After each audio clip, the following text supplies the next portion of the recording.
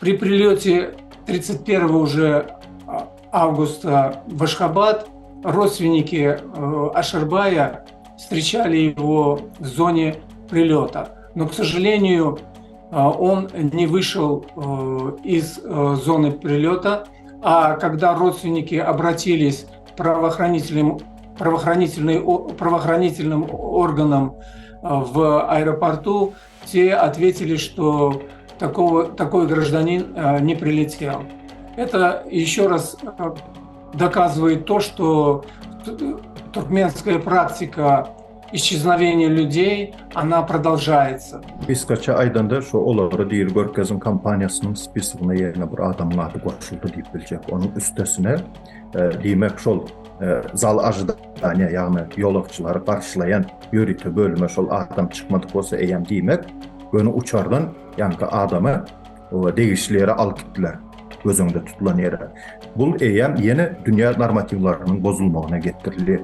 Her bir adam nähili cinayet edeyen yağdayında da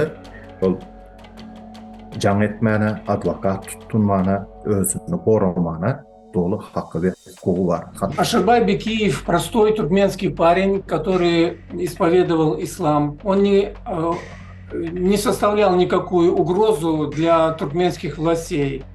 Но туркменские власти, как вы знаете, всегда стараются изолировать таких людей, кто самостоятельно исповедует ислам, кто не желает входить в регламентируемую группу и всегда быть под контролем властей.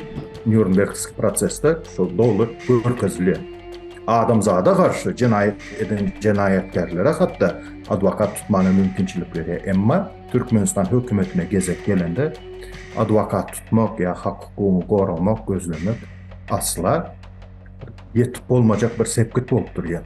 Единственная возможность для того, чтобы надавить на власти, это открытость.